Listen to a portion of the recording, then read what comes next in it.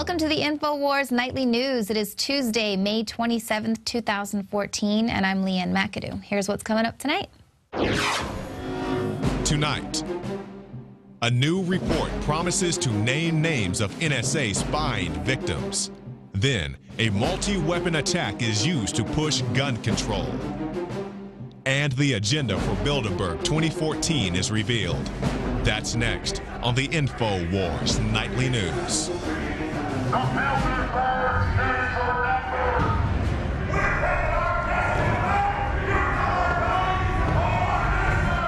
Well, it is Bilderberg week here at Infowars, and our reporters are already on the ground there at Copenhagen, Denmark, the site of this year's annual meeting.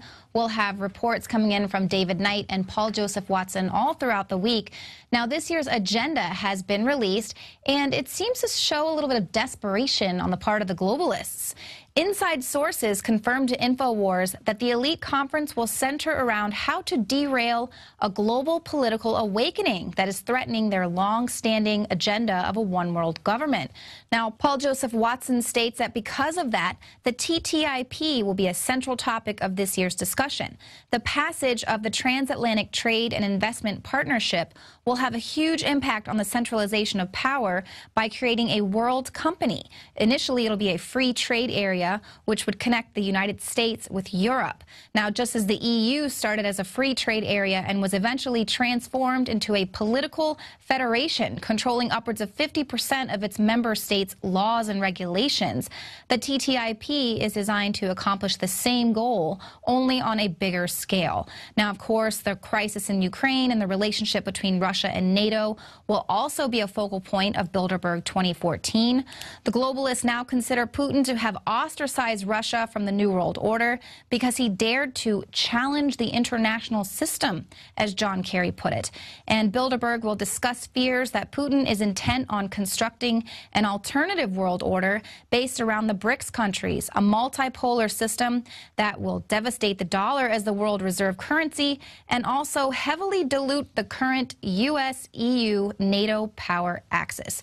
Now, our reporters will be there all week, further breaking down the agenda and how the issues on the agenda will really signal the future political conditions that we'll be seeing.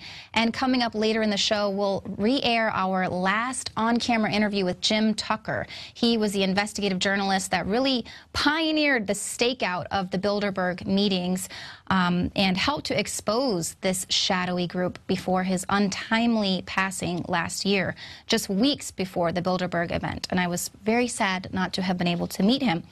But if you want further proof of how the Bilderberg Conference sets global agenda, check out this article. It's up on Infowars.com today. How Bilderberg Made Obama. Both Barack Obama and John McCain attended the Bilderberg Conference prior to the 2008 presidential election. And, of course, excerpts from the Obama deception chronicle how Obama was handpicked for the 2008 presidential election after a series of private meetings in Chantilly, Virginia.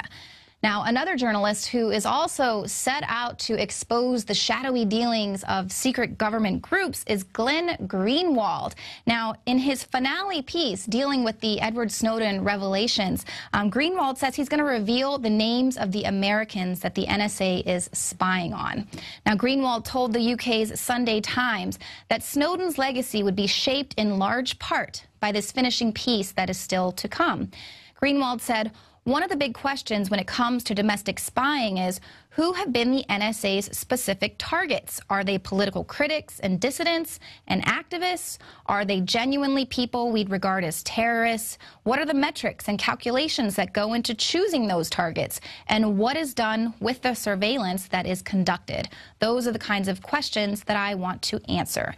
Now, Greenwald, of course, went on to slam the NSA for its ineptitude, saying, you know, here we have this huge menacing surveillance spy apparatus who allowed a contractor to steal and download nearly 2 million files, and, of course, proving that they have no control over the data protection.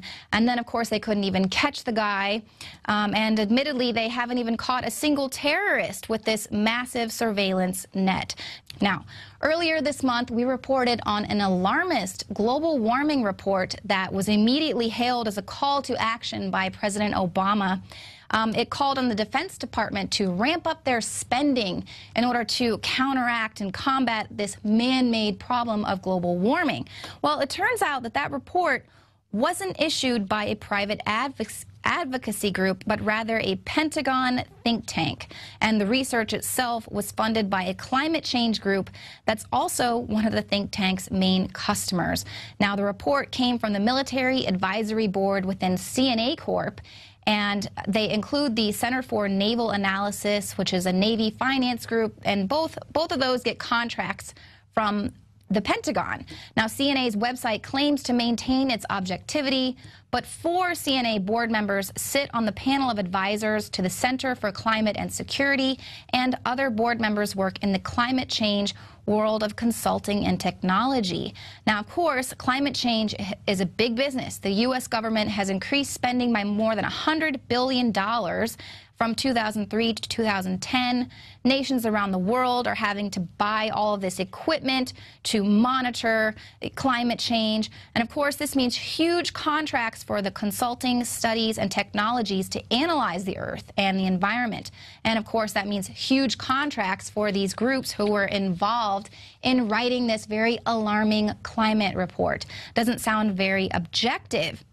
But it's quite a shame that if there really is a problem with global warming, it is being overshadowed by the fact that those in power and those who are set to line their pockets with all these climate change policies, the real issue is being overshadowed by their exploitation. But of course, that doesn't stop the propaganda machine from continuing to pump out disinfo at the expense of the taxpayer.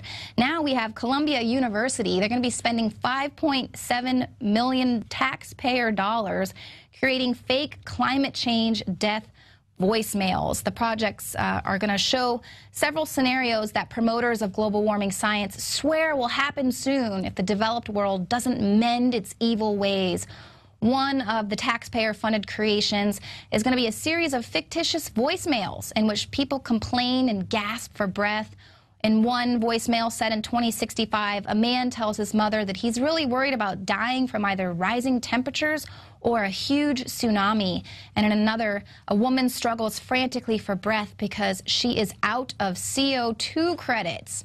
Now, they are basically taking their global warming science and turning it into science fiction. Of course, that's really what it is at this point. But there's a movie about doling out these CO2 credits, and those who don't have enough money to purchase them, you know, they can't receive anymore. But who do you think is going to be doling out those CO2 credits?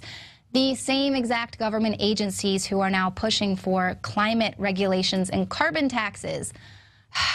Really, do we need to give them power over the air that we breathe? Now, we've all obviously heard about the tragedy that took place this weekend. There was a mass killing spree that happened, but never one to let a crisis go to waste. After this mass killing by a young sociopath, gun control advocates and their ilk used it to push for gun control.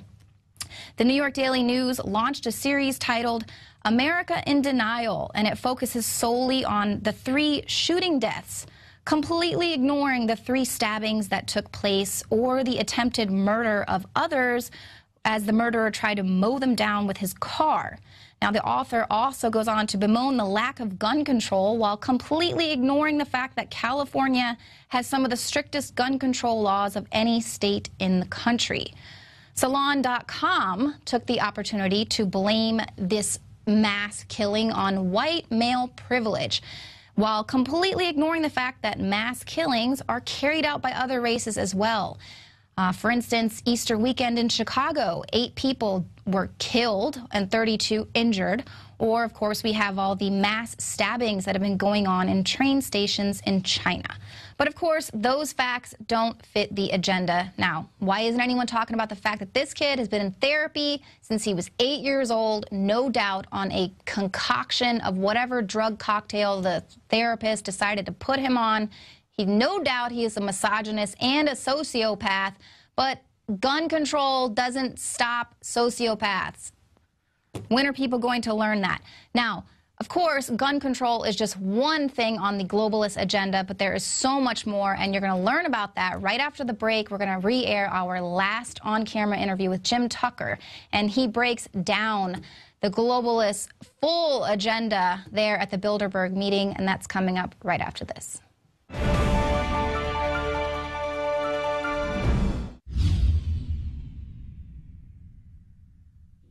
My friends, Alex Jones here to tell you about some of the most important information concerning you and your family's health. Radiation levels have more than doubled in the last 60 years in the Northern Hemisphere from all of the nuclear testing and radiological accidents. Radioactive contamination is now in most of the food supply. There's only two ways to avoid this. Move south of the equator or properly protect your thyroid with nascent iodine. Looking to protect my family, I've done deep research. Nascent iodine is the purest, cleanest, absolute best form of iodine to protect yourself and your family. It's made right here in the USA, completely non-GMO. I searched out the best quality and now have developed a double-strength form of nascent iodine, exclusively available at InfoWarsLife.com. Nascent iodine is on record as one of the only safe ways to detox from fluoride poisoning. Survival Shield Nascent Iodine. Secure your super high-quality nascent iodine today at InfoWarsLife.com. That's InfoWarsLife.com.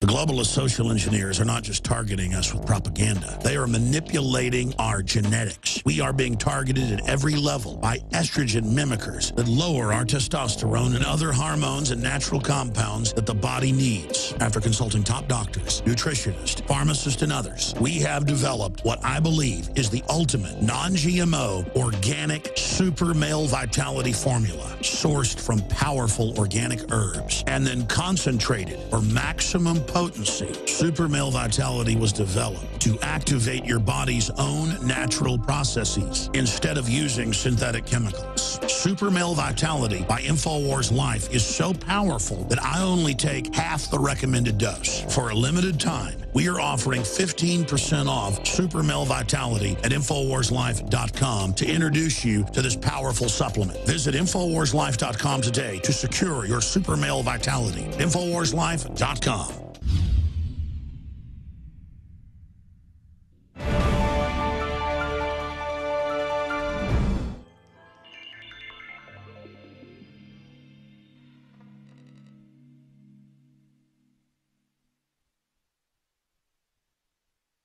My name is Jim Tucker. We're at St. Marie, Switzerland for the Bilderberg meeting. Well, this year, Bilderberg is strongly committed to expanding the war with the invasion of Egypt so they could have a big war. They use the term big war a lot in the Middle East because that will generate profits. They want them all involved in a big war. Right. They want a war throughout the Middle East, with the exception of Israel. And as I said, there's big profits to be made from war. Because when you go to war, you're making tanks, airplanes, trucks, jeeps, and all kinds of war materials, which is profitable in its own way. And then the war profiteering kicks in, as it has in all of our wars, where other big bucks are made on top of the big bucks. Yes, as I've said before, the page one story in the Financial Times, 1 hour speech delivered by Secretary of Defense Robert Gates, calling for bigger NATO involvement in combat missions, more NATO support for the wars in the Middle East. Very rough-sounding 1 hour speech. It appeared on page one of the Financial Times, and the Financial Times has been attending Bilderberg meetings for decades, and so they keep the promises. So they identified, they said he simply spoke to a private group of luminaries or something to that effect. I've got the clipping here. It did not say Bilderberg. He delivered the speech to a private meeting of financial leaders or consultants or some such variation without identifying as Bilderberg. Well, my source said that was exactly the speech he gave because he was inside there listening to it, maybe got a text. And he said you can depend on, use quotes around wherever he is quoted directly, you can quote him directly. The rest of the story is complete and accurate also, so go ahead and have fun. They intended that to be a message to get out in a way that would not be traced back to Bilderberg. It was kind of silly for them to think they could do that. Every American, whether he's a civilian shyster or public official, is committing a criminal act by simply being here under the Logan Act. The Logan Act passed shortly after our country was established, 1787, I believe. And it makes it a crime for public officials to meet with private citizens to make public policy behind closed doors. They can do it in the open, where everybody can observe and question, but they cannot do it behind closed doors. The apologists who say, well, that Logan Act was so long ago. Two answers. First of all, if it was passed by the Congress and never repealed, it is still the law of the land. And to the apologists who worry about it being so old, as if that mattered, I'll point out to them that it's been amended and expanded and strengthened several times by Congress over the years, including deep into the 20th century. They've added and expanded the Logan Act. So they're criminals when they attend, and they should be prosecuted. Is Robert Gates himself worried about that? I don't think they're worried at all because nobody ever challenged them except for, well, they're worried a little bit more now because of the great Ron Paul in Congress. Jim, about the wars, so many countries in the Middle East, dozens of them, have had protests and riots and coups and destabilization. Has Bilderberg been behind most or all of that, or what do you know? It has been promoted, and of course, the President of the United States is always controlled by Bilderberg, and they have members, high officials of the White House attending the meetings for the purpose of getting their instructions. So, yes, there's a big involvement. We've seen some dramatic departures, such as Bill Clinton, who attended Bilderberg as the obscure governor of Arkansas, is elected president the following year. George H.W. Bush had been a Trilateral Commission participant, and he had promised in his campaign for election not to raise taxes. He said he was in favor of the Taxpayer Bill of Rights, which has first been proposed by my publisher and has since become law. Then Bilderberg ordered him to raise taxes. So he raised taxes and lost the election for breaking a very solemn campaign pledge. But Bill Clinton was right there. It is under Bill Clinton that NATO became the standing army of the world, of the United Nations. He invaded Kosovo. Clinton was the most bloody-handed draft dodger to ever disgrace the White House with his presence. And I've mentioned his good points. I've not gotten critical yet. So we attacked Kosovo, killed thousands of people. We have 0 casualties in that brief war. Americans love a brief war when we don't have any casualties. The reason we didn't have casualties is our planes flew so high out of range of the missiles on the ground that they could not target their bombs. So we bombed a bridge, killing a lot of school children on a school bus on the bridge. We bombed a McDonald's and killed some more.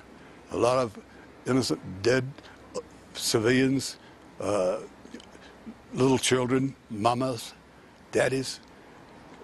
And to go to bed each night with that blood on your hands, I don't see how they can do it, except the Bilderberg rationale for wars is we need the population control. They're now yelling that we'll run out of Earth in 30 years. We've got to control the population. Well, one way to control the population is for young men to die in wars. Is Henry Kissinger ashamed or afraid that he has to skirt every country he visits and sneakily enter and exit all the time, given his age and acumen? I suspect with his ego, he's proud of it. But he's a very affected character. one time a few years ago, I walked up to him at some kind of reception and said, Dr. Kissinger, you remember the Bilderberg meeting, named the time, space, so forth, and this long white-haired guy said this to you, but I couldn't quite hear your answer. He said, that was a private meeting. Then he called himself, have to affect the German accent, that was a private meeting. Too late though, I caught him on that. He's been here since he was 14 years old, fled Germany under when the Third Reich was being established.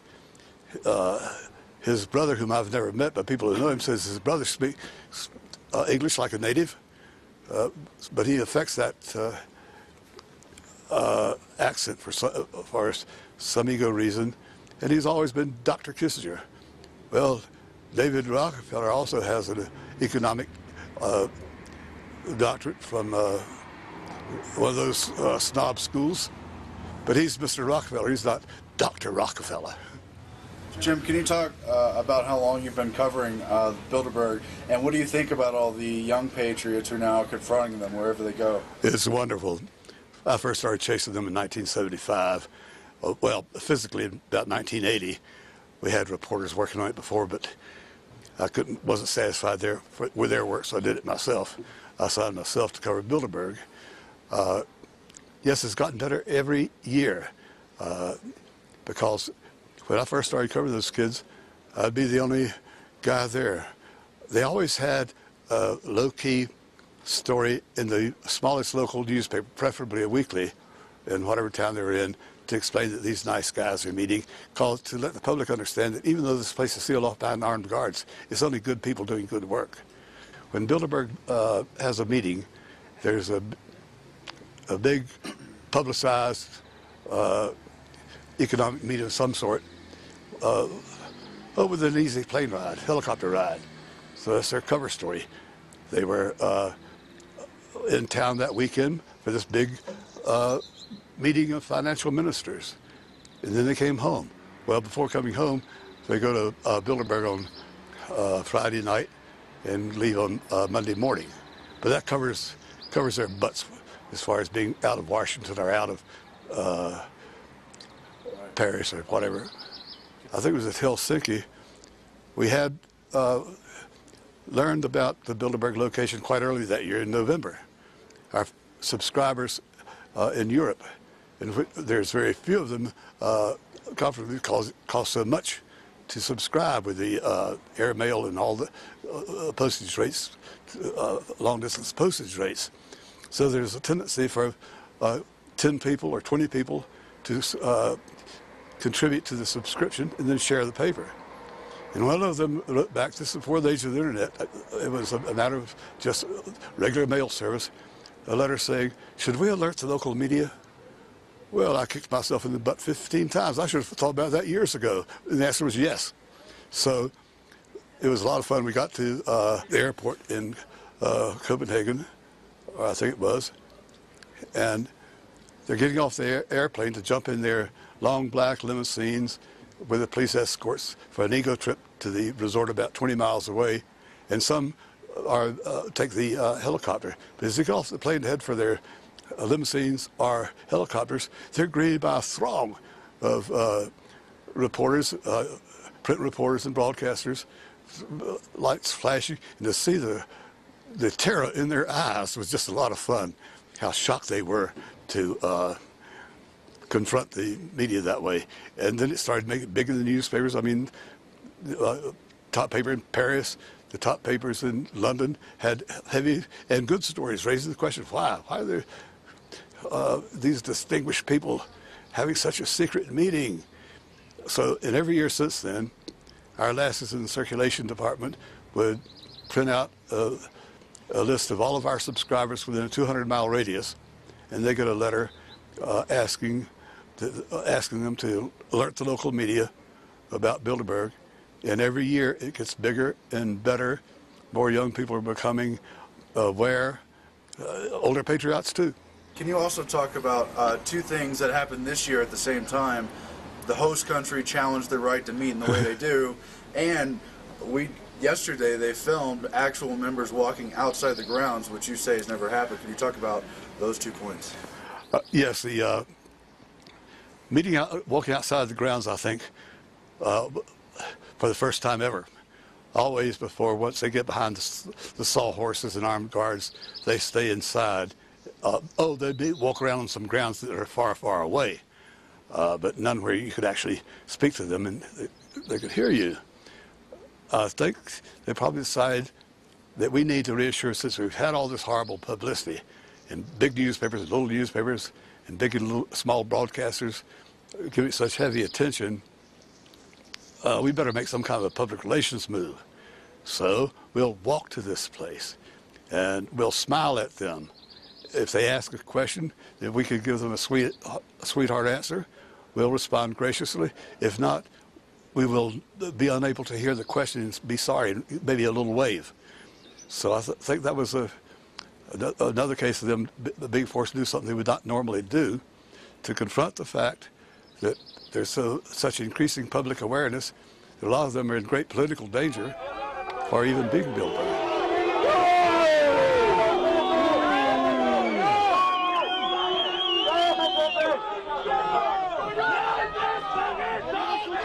Already we've seen leading members of Congress used to always attend. The Speaker of the House, Representatives, ranking senators would attend.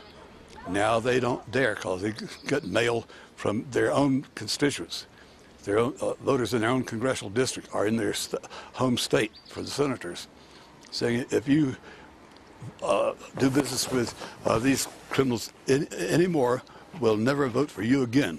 We'll vote for anybody else. And they've been politically frightened out of the ballgame. They're already long gone.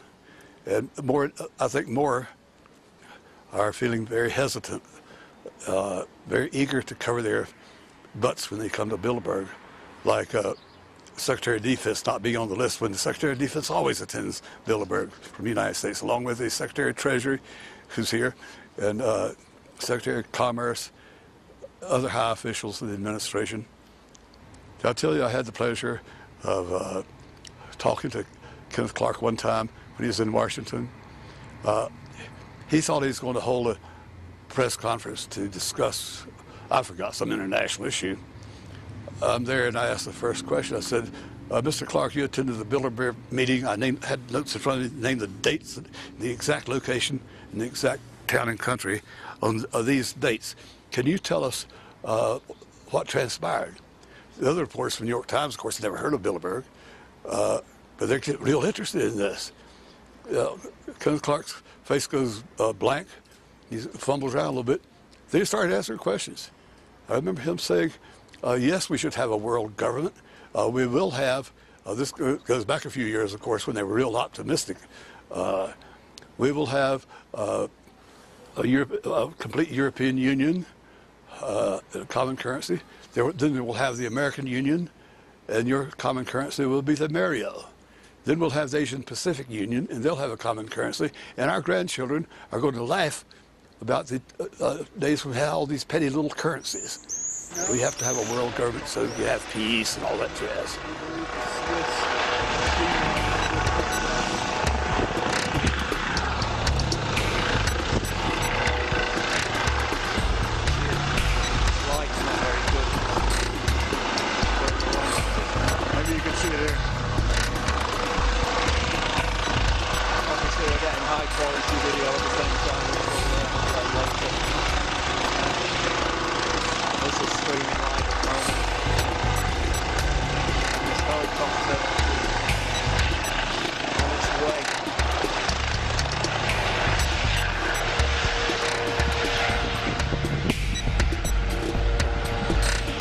Been a fleeting visit for whoever is in that helicopter, because the conference only started officially this morning. Off it goes over the mountain. Thank you for tuning into the show tonight. We will have continued Bilderberg coverage throughout the week. But as always, you can check out all of our Bilderberg coverage as well as everything else we've done by becoming a PrisonPlanet.tv member. Your username and password can be shared with up to 11 other people at the same time. Be sure to tune in weeknights at 7 p.m. Central.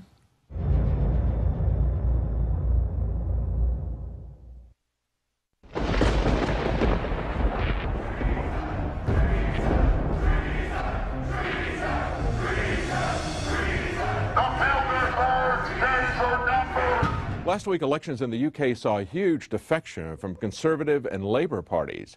UKIP, a party opposed to the European Union, surged from just 2 seats to more than 150 seats. Now, of course, the mainstream media glibly dismissed them as, wait for it, racists. But actually, they're just opposed to globalist control.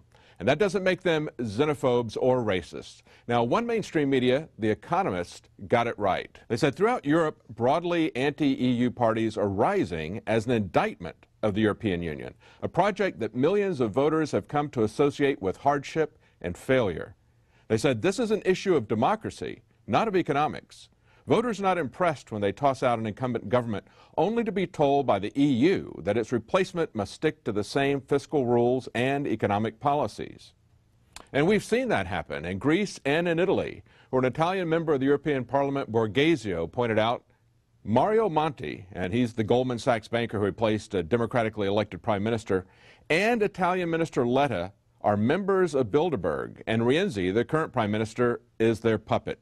That's right, Bilderberg. It's not just where European political puppets go to get their job, but it's also where American presidential hopefuls go to audition for their job. Bilderberg always insist on a media blackout. By June of 2008, we had already figured out that Barack Obama was the elite's puppet of choice. The national media claimed that during the weekend the Bilderberg group was scheduled to meet, that Obama had speaking engagements set for Chicago and the Midwest. We knew better. In a classic bait-and-switch, the Obama campaign told the press corps to get on Obama's campaign plane and that Obama would join them on the flight to Chicago. Campaign staff then slammed the door shut. The fawning press had been shanghaied as Obama's campaign aircraft lifted off without Obama. The Bilderberg group sits at the top of the world power structure. 125 of the richest and most influential individuals on the globe make up its membership. But the European Union itself, as well as the unified currency of the euro, were planned in the 1950s at Bilderberg, as the chairman of Bilderberg, Davignon, bragged about in 2009. That's why the Italian MEP Borghesio called Bilderberg the root of all evil. And other prominent Italians have called for a criminal investigation of Bilderberg. Well, as bad as the EU has been for Europe, Bilderberg has plans for America as well. That's what TAFTA, the Transatlantic Free Trade Agreement, as well as TPP, the Trans-Pacific Partnership, will do to America. Now, one will unite us to Europe, the other will unite us to Asia. Both of them will destroy our economy as well as our sovereignty, putting us under the rule of globalist corporations and bankers. But of course, the mainstream media has for decades pretended that Bilderberg doesn't even exist. They've ridiculed Jim Tucker, Daniel Estulin, Alex Jones, and others who reported on Bilderberg. Even last year, Alex Jones was ridiculed as an idiot and a conspiracy theorist on the BBC for his coverage of last year's Bilderberg meeting in the UK. There may be a conspiracy, but it's not a theory. As Paul Joseph Watson reported just last week, a Berlin-based magazine, Cicero, quoted a Bilderberg member as saying, "Those sentences which really matter are being spoken at Bilderberg. You learn an incredible amount. Davos, in comparison, is pure PR talk." Now, of course, the mainstream media will be all over the economic summit at Davos, but the question is, will they even show up to the Bilderberg meeting? We want to bring them out of the shadows. We want to shine the light on them. That's why when they meet this week in Copenhagen, the Infowars team will be there. Paul Joseph Watson, Josh Owens, and I will be giving you coverage there. Join us. Help us bring this into the light and expose what's being done in secret as the most powerful politicians and corporate leaders meet to plan a global agenda.